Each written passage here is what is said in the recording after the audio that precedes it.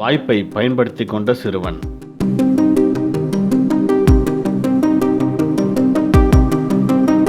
ஒரு சிறுவன் தன்னுடைய பள்ளி படிப்பை பாதியிலேயே நிறுத்திவிட்டு தன்னுடைய குடும்ப சூழ்நிலைக்காக வேலைக்கு செல்லக்கூடிய ஒரு நிலைக்கு தள்ளப்பட்டான். அவனின் தந்தை சம்பாதிக்கக்கூடிய பணம் ஒருவேளை உணவிற்கு கூட போதுமானதாக இல்லை.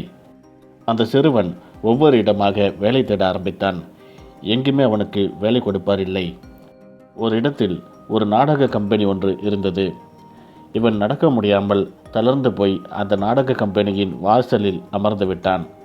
ஒவ்வொரு நாளும் அந்த நாடகத்தை காண்பதற்காக குதிரை வண்டியில் பெரிய மனிதர்கள் வந்து செல்வது வழக்கம்.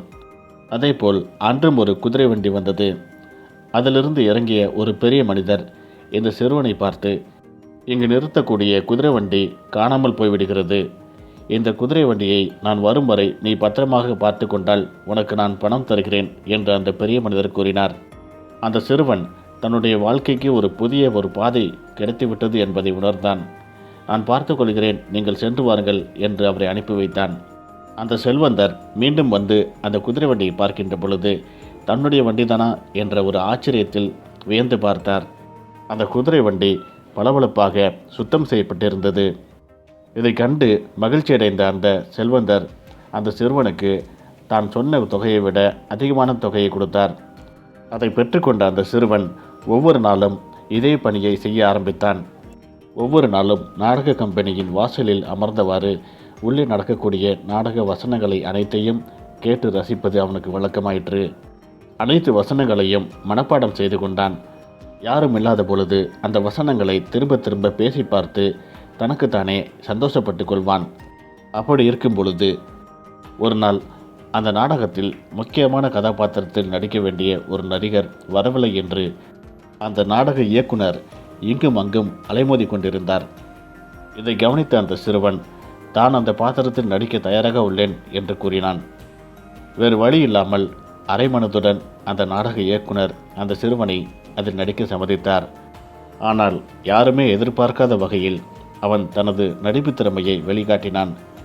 அவனது நடிப்பு திறமையை கண்டு அனைவரும் வியந்து போனார்கள். அந்த நாடக இயக்குனர் அவனுக்கு தொடர்ச்சியாக பல்வேறு கதாபாத்திரங்களை கொடுத்தார். தொடர்ந்து அந்த நாடக கம்பெனியிலேயே அவன் நடிக்க ஆரம்பித்தான். திடீரென்று அந்த ஊரில் ஒரு கொடிய நோய் தாக்க ஆரம்பித்தது. இதனால் நாடக கம்பெனிகள் மூடப்பட்டன. இந்த இளைஞனுக்கோ நாடக கம்பெனியில் வேலையில்லாமல் போனது. அதற்காக அவன் சோர்ந்து போய்விடவில்லை. வீட்டில் இருந்தபடியே பல்வேறு நாடகங்களை எழுத ஆரம்பித்தான். 2 ஆண்டுகள் முடிந்த பிறகு அந்த நோயின் தாக்கம் குறைய ஆரம்பித்தது. பின்பு நாடக கம்பெனிகள் துவங்கப்பட்டன. அப்பொழுது அவன் எழுதிய நாடகங்கள் அனைத்தும் புத்தகங்களாக வெளியிடப்பட்டன. அவன் எழுதிய நாடகங்கள், இலக்கியங்கள் அனைத்தும் உலக புகழ் பெற ஆரம்பித்தன.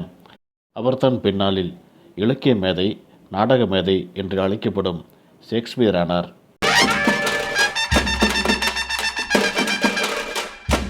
ஷேக்ஸ்பியர் தனக்கு கிடைத்த வாய்ப்பினை சரியான விதத்தில் பயன்படுத்தி கொண்டதால் வாழ்க்கையில் வெற்றி பெற்றார்.